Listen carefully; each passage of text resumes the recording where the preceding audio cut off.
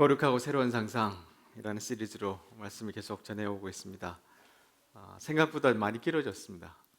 하다 보니까 요한복음 말씀이 너무 또 좋아서 계속 또 그 말씀을 묵상해 왔고, 또 하다 보니까 이 말씀이 정말로 우리에게 필요한 말씀이구나 하는 생각도 많이 들어서 오늘 벌써 23번째 말씀입니다. 자신의 어둠에 갇히지 않고 세상을 밝히는 상상이라는 제목으로 오늘 말씀 나누겠습니다. 부활절 지난주 지났잖아요. 한 주 동안 여러분 어떠셨어요? 부활의 기쁨이 여러분 안에 계속 있으셨어요? 아니면 와 부활절 예배 너무 좋았어요 그리고 또 일상으로 그냥 돌아가셨나요? 얼굴 보니까 후자가 아닌가 그런 생각도 들기도 하고, 그게 우리의 일상입니다. 그렇죠? 은혜를 받기도 하지만 금방 또 잊어먹는데, 오늘 말씀을 통해서는 조금 더 그런 우리의 근원적인 문제들도 좀 살펴보고 새로워지는 시간이 좀 되었으면 좋겠습니다. 오늘 말씀은 사실 요한복음이 20장으로 끝나야 되거든요.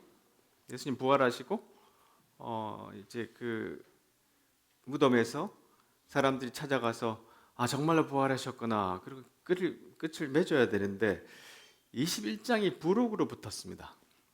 근데 부록으로 붙은 이유를 알 것 같아요. 그 목적은 사실은 베드로의 회복에 있습니다. 이 사람 놔두면 정말로 큰일 나겠다, 아니면 주님이 새롭게 시작한 하나님의 나라의 그 사역에 베드로 없이는 안 되잖아요. 근데 이 모든 말씀들 우리가 좀 묵상해 보면서 우리에게도 좀 적용하는 시간이 좀 되면 좋겠다 싶습니다.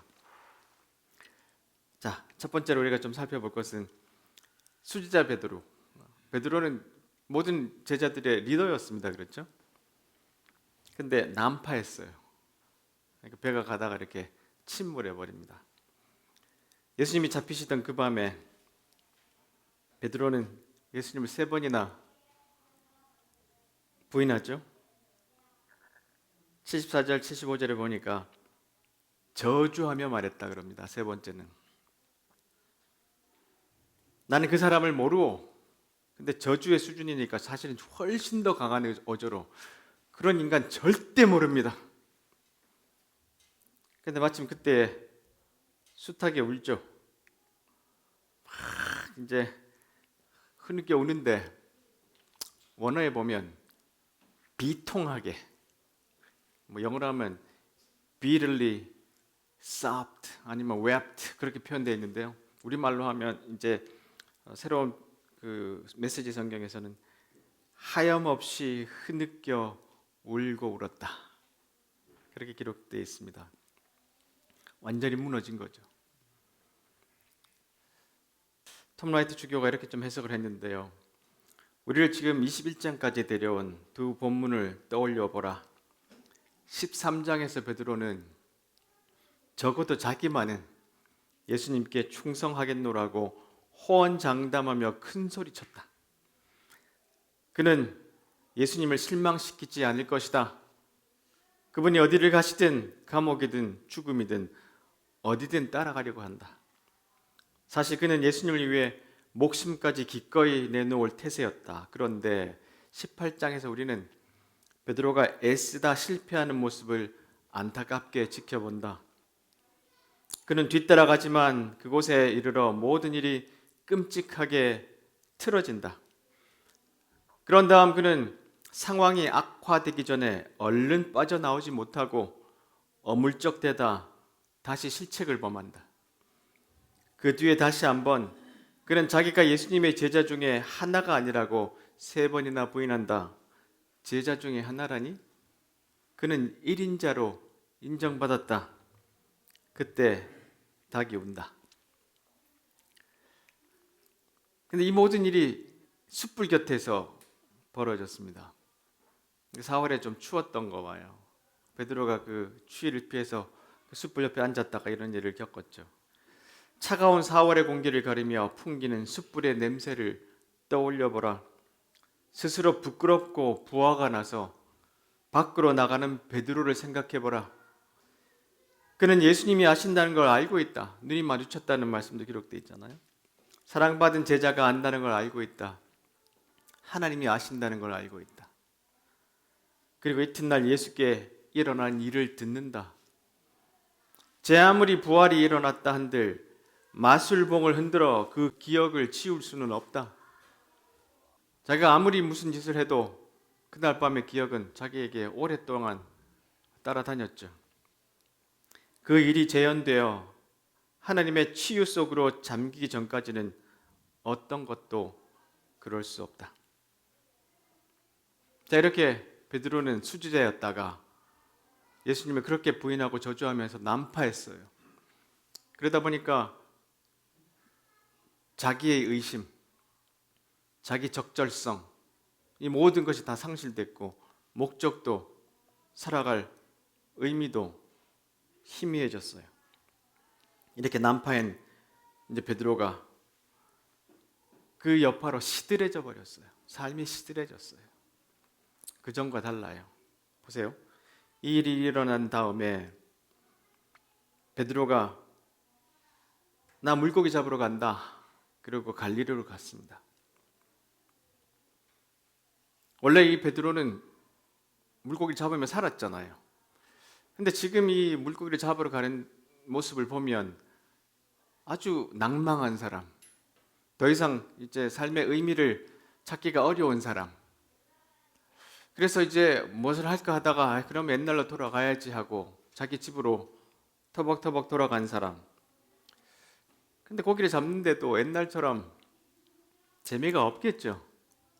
3년 반 동안 예수님을 따라다닌 이 사람의 그 삶이 얼마나 변화가 됐고 눈이 열렸고 많이 경험했는데 다시 옛날로 돌아가 고기 잡는다는 게 그에게 옛날처럼 먹고 살기 위한 그 삶으로 돌아간 게 아마 더 시시해지고 답답했을 거예요. 아마 한 마리도 못 잡았지만 잡기 싫었을지도 모릅니다.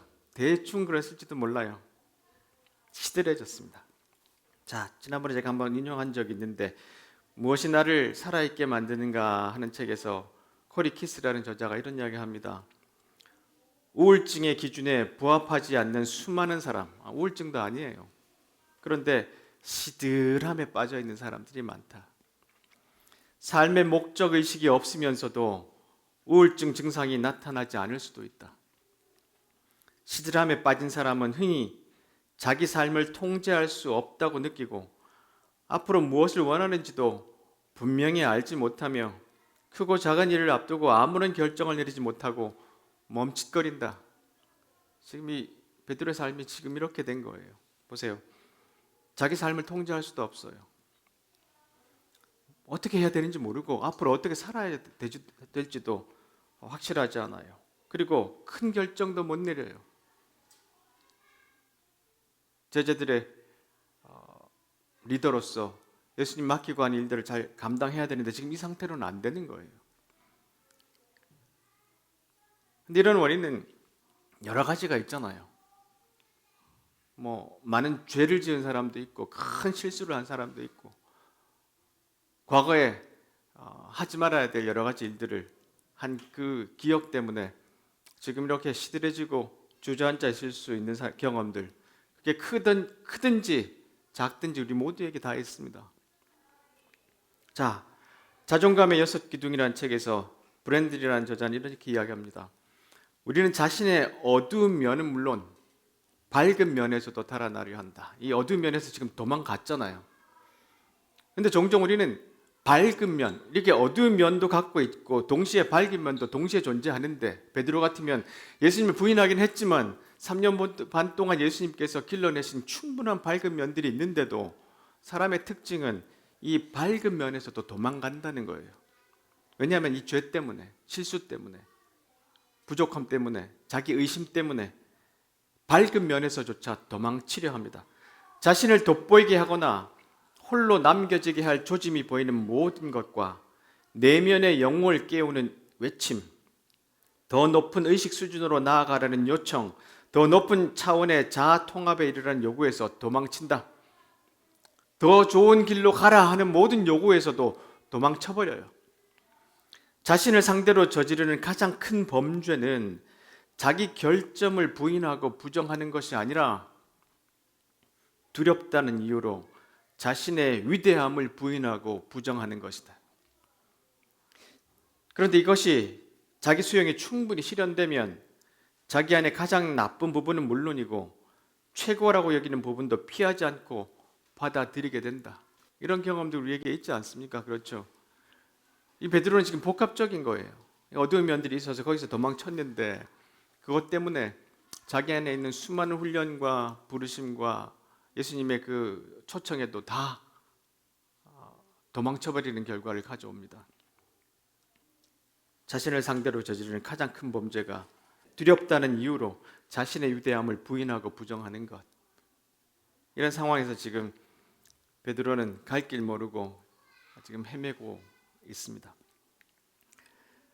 모스크바의 신사라는 소설이 있는데 2017년도에 오바마가 가장 추천했던 소설 중에 하나고요. 빌 게이츠도 아주 극찬한 소설입니다. 에이머 토울스라는 분이 쓴 소설인데 저도 아주 참 재밌게 봤습니다. 1920년도 러시아에서 혁명이 2번 일어나고 이 귀족들을 다 막 처단하거나 이렇게 벌을 주는 그런 시대 배경을 갖고 있어요. 근데 이 호텔에다가 감금해 놓고 이 호텔에서 떠나면 총살한다. 이런 세팅입니다. 이 안에서 이 얼마나 이 귀족 모스크바의 신사가 삶을 재밌게 사는지 몰라요. 아주 잘 쓴 책입니다. 거기에서 아주 머리를 꽝꽝 치는 여러 가지 대사들이 나와요. 이 중에 하나를 인용하면 타인의 선망의 대상이 되는 삶을 살던 사람이 엄청난 좌절을 경험할 때, 베드로처럼 타인의 선망의 대상이 되는 삶을 살던 사람이 엄청난 좌절을 경험할 때 그 사람에게는 여러 대안이 주어진다.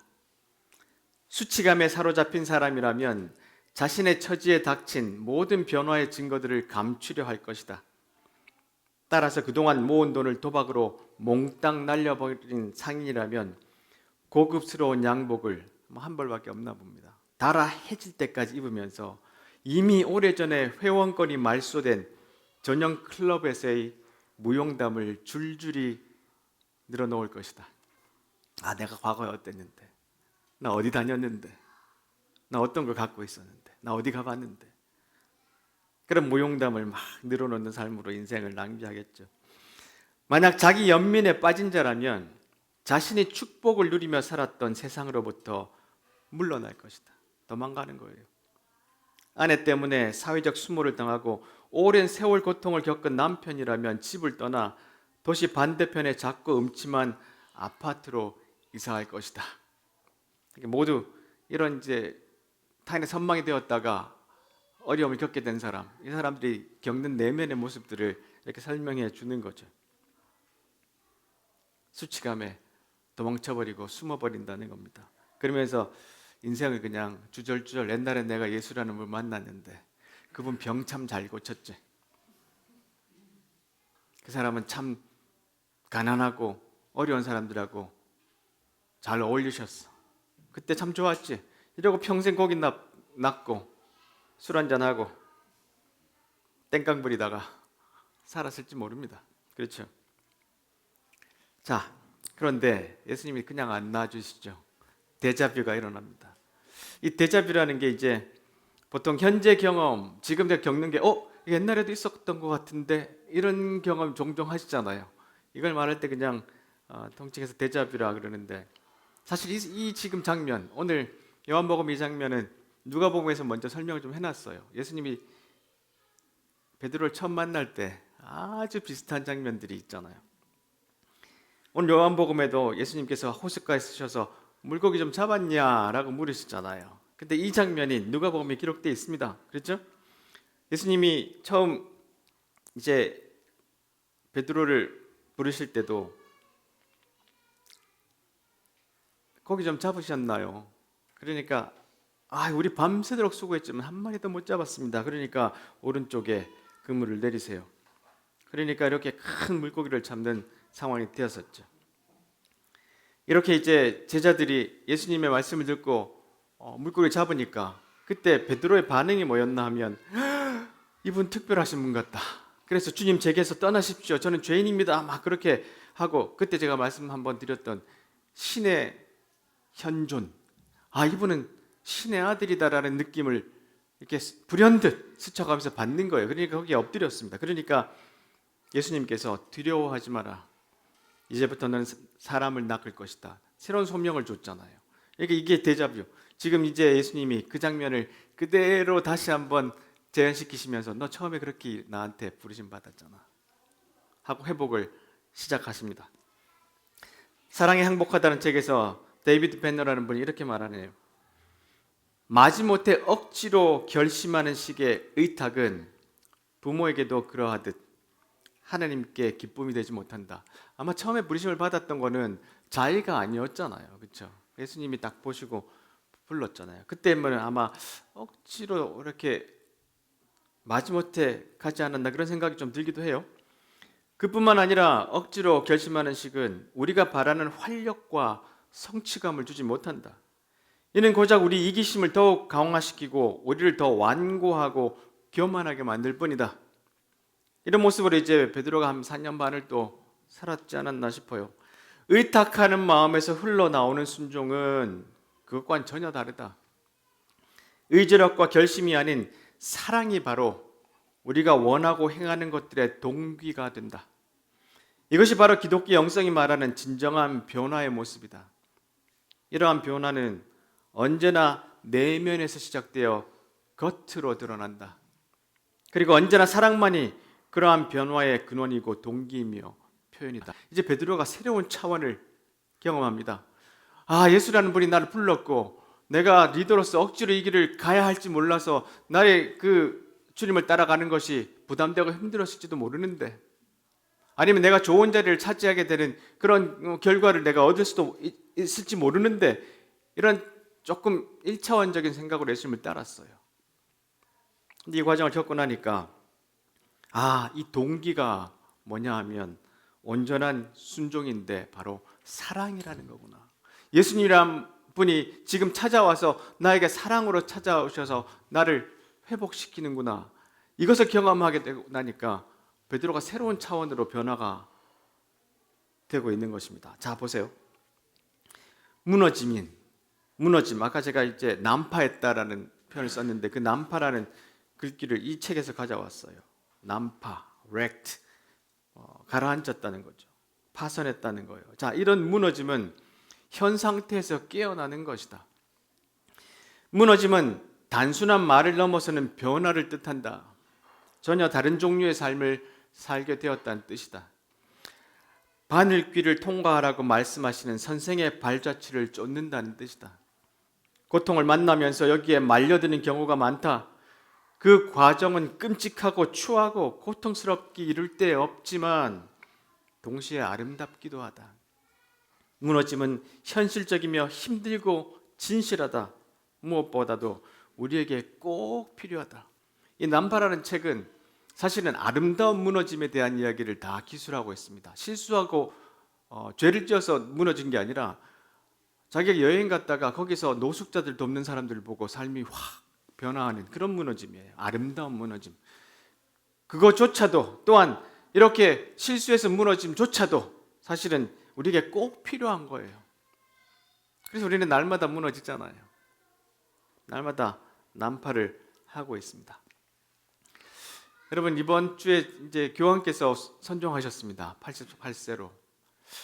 이분 부활절 마지막 발코니에서 마지막을 이렇게 메시지를 전하시고 들어가셔서 쫙 잠잠하듯이 돌아가셨잖아요. 와, 정말 하나님 사랑하셨던 분이구나 이런 생각이 들 정도로 그런 이제 마음이 있었어요. 근데 이분이 가시면서 남긴 돈이 얼마예요? $100예요. $100. 평생 이분이 말씀하셨어요. 나 하나도 안 부족했다. 교황이 되시고 한 푼도 월급 안 받으셨어요. 그리고 교황이 머무는 사택, 그 좋은데 빌라를 이제 안 가시고 일반 이제 주교들이나 일하는 분들이 있는 곳에서 아파트에서 같이 사셨잖아요. 그리고 내가 죽거든 모든 장례 절차를 간소하게 해라. 원래 이제 돌아가시면 교황이 들어가는 어마어마한 아름다운 관에 저 성베드로 성당 저 위쪽 제단 위에 올려놔야 되는데 단 한 겹의 나무에 나를 누이고 모든 거추장스럽고 화려한 장례 절차는 없애버리고 나를 제단 밑에 놔둬라. 그리고 거기에 안 묻히셨잖아요. 어제 제가 그를 유튜브로 쭉 장례식을 보면서 참 대단한 분이셨구나. 근데 이분이 마지막으로 남기신 귀한 책이 희망이라는 책이에요. 교황께서 쓰신 많은 교황이 있었는데 그 유일한 자서전이라 합니다. 다른 분들은 뭐 돌아가시고 쓰신 것 같은데 이분은 이제 프란치스코라는 데서 그 파에서 왔잖아요. 한 번도 그 교황을 배출하지 못한 청렴 결백을 기치로 걸고 있는 프란치스코에서 나왔잖아요. 이름도 프란치스코. 그리고 비유럽 출신. 이분이 이제 희망이라는 책에서 쓰는데 이런 이야기를 합니다. 모든 사람은 변화할 수 있습니다. 우리 입에 달고 살죠. 사람 안 변한다. 이런 말 쓰지 맙시다. 사람 안 변한다. 사람 고쳐 쓰는 거 아니다. 이런 말에 속으시면 안 돼요. 사람 변합니다. 모든 사람은 변할 수 있습니다. 아무리 큰 시련을 겪은 사람이라도 말입니다. 단순한 낙관론이 아닙니다. 이는 두 가지에 대한 신뢰에서 비롯됩니다. 첫째는 인간, 그 사람에 대한 신뢰입니다. 사람은 하나님의 모상, 우리말로 하면 하나님의 형상. 하나님께서는 당신의 형상, 모상을 결코 업신여기지 않으십니다. 사람을 한 사람 한 사람 존중하신다는 뜻이에요. 어떤 방식으로든 그것을 되찾으시며 그 형상, 모상이 흐려졌을 때도 항상 회복시킬 방법을 찾으십니다. 지금 흐려진 베드로를 예수님이 지금 찾아오셨잖아요. 그리고 회복시킬 방법이 다시 한번 숯불 앞에 초대하는 거 아닙니까? 둘째는 우리 마음가짐을 변화시켜 가시는 성령의 권능에 대한 신뢰입니다. 다시 말하지만 장밋빛 낙관론 같은 것이 아닙니다. 사실 이 성령이라는 거룩한 상상, 이것도 좀 말씀을 나누려고 그러는데요. 우리 안에 계속해서 일하시는 성령님, 그를 통해서 우리는 변화됩니다. 하나님의 자녀인 인간에 대한 신뢰며 하나님께서는 결코 당신 자녀들을 버리지 않으신다는 믿음입니다. 하나님의 자녀들인 우리는 온갖 말썽을 피우고 실수하고 죄를 짓습니다. 하지만 용서를 청할 때마다 하나님께서는 자비로이 우리를 받아들이시고 용서하십니다. 언제나 그러하십니다. 하나님께서는 우리를 받아들이시고 용서하는 일에 결코 지치지 않으십니다. 그리고 우리를 변화시키십니다. 이래서 예수님이 베드로를 찾아왔잖아요. 우리를 찾아오신 거 아닙니까? 그래서 베드로를 이 숯불 앞으로 초청을 하는데 이유가 있습니다. 네 번째로 우리가 새로운 상상으로 덮어쓰기인데 보세요. 제자들이 호숫가에 닿아서 땅에 내리니 숯불이 피어져 있고 생선이 놓여 있고 빵도 있습니다. 자기들이 잡은 생선이 아니에요. 이미 예수님께서 음식을 준비해 놓고 계셨습니다. 예수님이 또 말씀하세요. 와서 아침 식사를 하여라. 여러분, 예수님의 3년 반 사역을 통틀어서 한 줄로 요약하면 밥 먹자입니다. 밥 먹자. 보세요. 잔치 항상 사람들하고 같이 그 레위를 부르시고, 그렇죠? 마태 레위를 부르시고도 그렇고. 그리고 뽕나무에 올라갔던 누굽니까? 삭개오 집에도 갔고 밥 먹자예요. 밥 먹자. 오늘도 보세요. 밥 먹자. 와서 아침 식사해라. 밤새도록 고생했잖아. 밥 먹자. 자, 그런데 보세요. 숯불 앞에 모여 있는데, 자, 베드로는 숯불 냄새가 나면 무슨 생각이 날까요? 그날 밤 예수님 저주했던 밤 숯불 냄새만 나면 자동적으로 우리의 뇌에서는 옛날 생각을 일으킵니다. 그때 내가 예수님 저주했지. 내가 그날 비통하게 울었지. 나 쓸모없는 사람이야. 이렇게 자동적으로 연결됩니다. 근데 예수님이 그걸 덮어쓰게 하시는 거예요. 좋은 상상으로. 옛날에 그 잘못된 기억을 새로운 기억으로 교체하시는 거예요. 보세요. 숯불이 그 출발점인데 다음 단락의 대화를 볼 때 예수님께서는 이런 식으로 계획을 세우셨던 것 같다. 자, 이 장면에서 나는 거기 불에 구울 고기가 따로 있었다는 걸 말하려고 한다. 이게 요점이다. 그들은 엄청나게 많은 고기를 그물 가득 잡았다. 전부 153마리. 보통 그물이 담을 수 있는 것보다 훨씬 더 많은 숫자였다. 온 동네에 아침 식사로 충분했다. 많은 걸 잡았는데요. 예수님은 그냥 그건 알고 직접 숯불에서 빵과 물고기를 굽고 계셨어요. 베드로가 거기 앉았을 때 그 냄새를 맡으면서 자기가 그날 밤 예수님을 저주하고 부인했던 그 생각은 더 이상 숯불 냄새를 맡을 때 가끔씩 날 수도 있겠지만, 그러나 이제는 완전히 새로운 것으로 대체됐어요. 아, 주님이 그날 아침 식사 준비해 주셨지. 그리고 나를 사랑하느냐 물으셨지. 그리고 그때 다음에 하신 말씀이 나를 따르라 하셨지. 이런 기억들을 예수님이 완전히 바꿔주시는 거예요. 그 숯불 앞에서, 그 숯불 냄새에, 그 숯불의 모습에. 내가 수고하고 아무리 애써도 안 됐던 그 물고기 잡았던 것, 물고기를 잡으면서도 아, 재미없어, 아, 시시해. 근데 그 물가라오니 예수님이 숯불을 피워놓고 예수님이 직접 물고기와 빵을 준비해 주셔놓고 구우시고 계시고 아침 먹자 그러시잖아요. 이렇게 이제는 숯불 냄새를 맡으면, 그 광경을 보면 아침 먹자 했던 예수님이 생각나지, 내가 예수님을 저주했던 게 생각나지 않잖아요. 그게 우리를 사랑하시는 예수님, 하나님이 우리를 찾아오셔서 하시는 일이라는 겁니다. 리처드 로우 수사가 이런 이야기를 합니다. 우리 모두가 어떻게든 추락한다는 사실을 하나님은 아신다. 우리로 하여금 하루에 수도 없이 균형을 잃고 파국을 보게 만드는 일들이 하나님께서는 평소에 비즈니스다. 얼마나 많은 사람들이 추락합니까? 그렇죠. 하나님 잘 알고 계세요. 우리가 실패할 적마다 영적 지도자들이 그러듯이 하나님께서는 말씀하신다. 와, 참 좋은 기회다. 우리가 이것으로 뭘 할 수 있는지 보자. 베드로가 이렇게 실패해도, 추락을 해도, 난파를 해도, 야, 우리 이거 가지고 뭘 할 수 있는지 보자. 같은 하나님께서 우리가 자기 에고를 키워줄 따름인 이른바 성공을 했을 때는 틀림없이 이렇게 말씀하실 것이다. 뭐 괜찮은 일이 새로 생길 것 같지는 않군.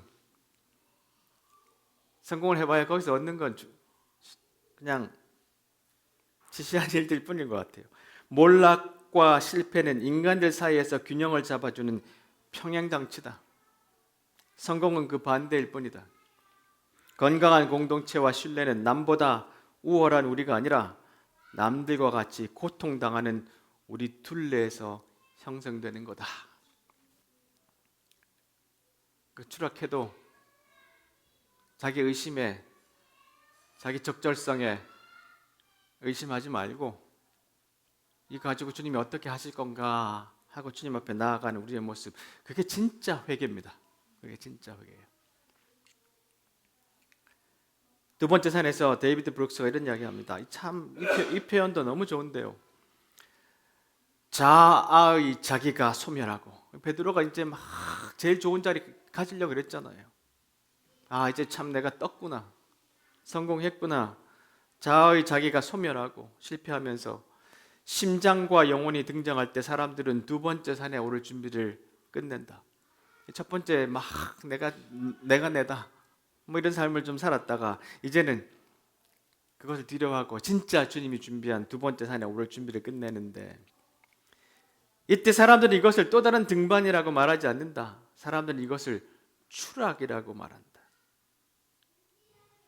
이제 두 번째 산 올라가는 것은 등반하러 또 올라가는 모습이 아니라 베드로처럼 이렇게 추락한 사람들이 새롭게 사는 삶을 말하는 거라고 말합니다.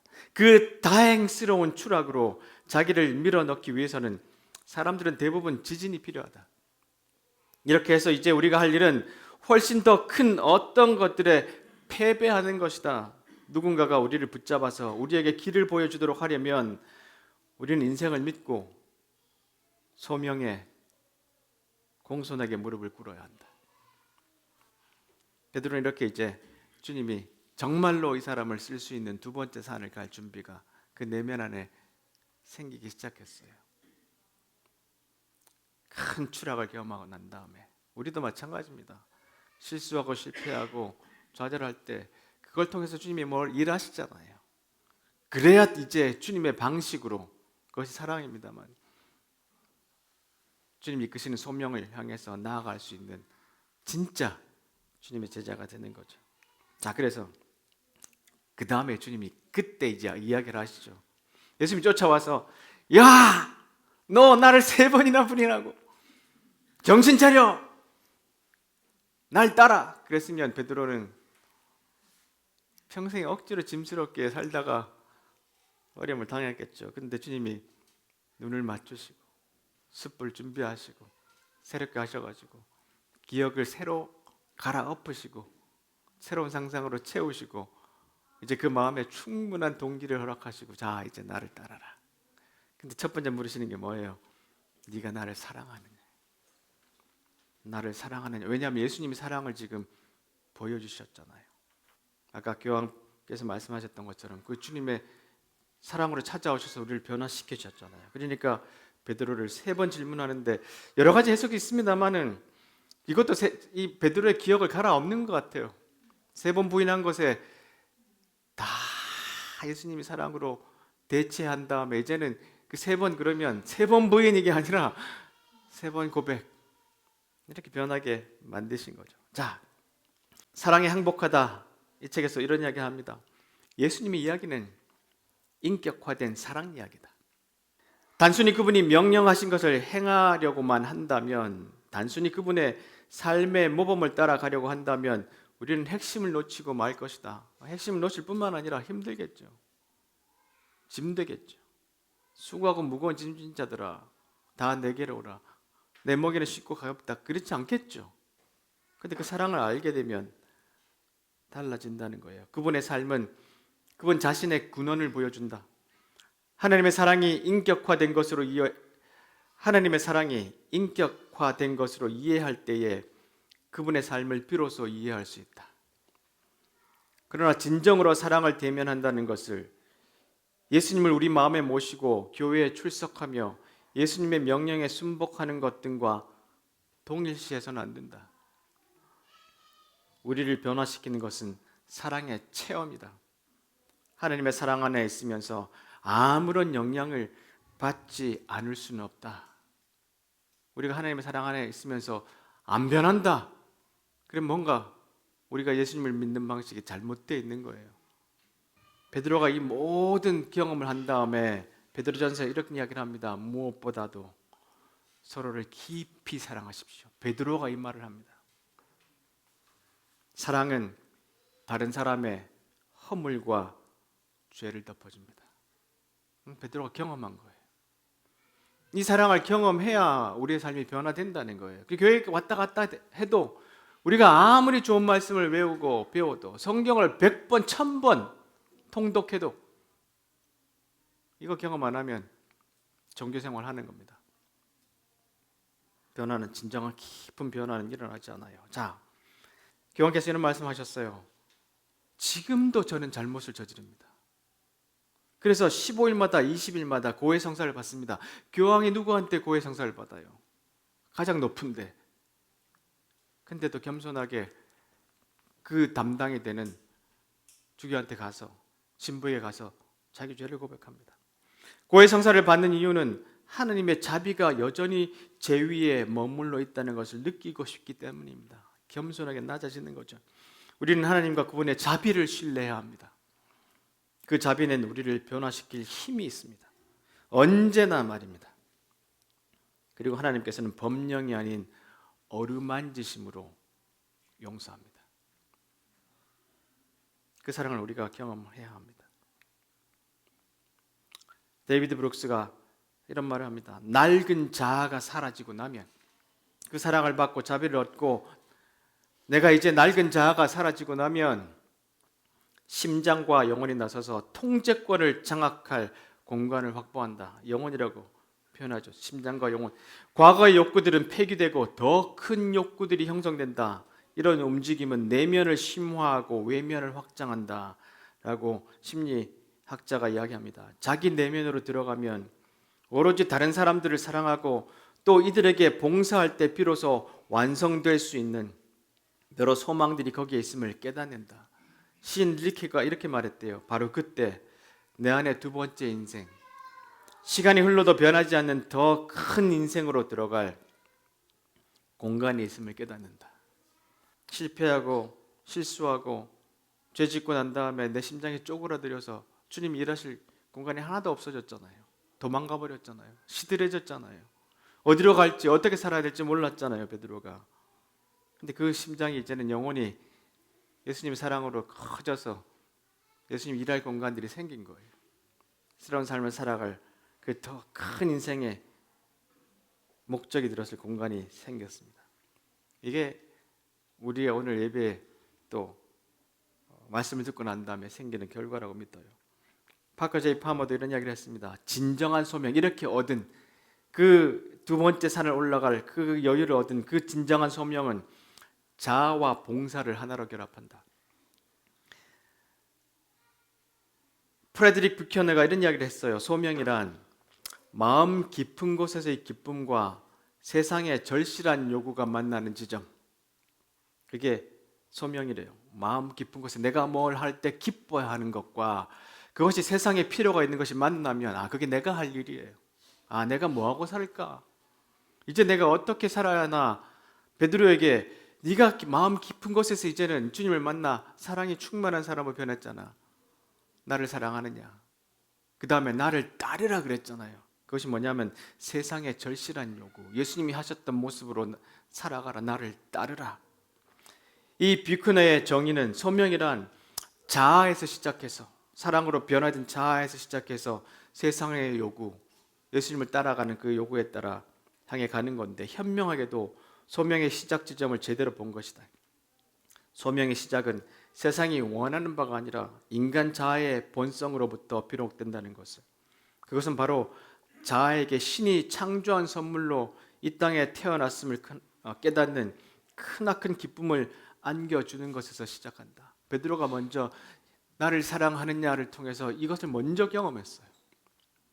그 다음에 예수님 하신 말씀이 나를 따르랍니다.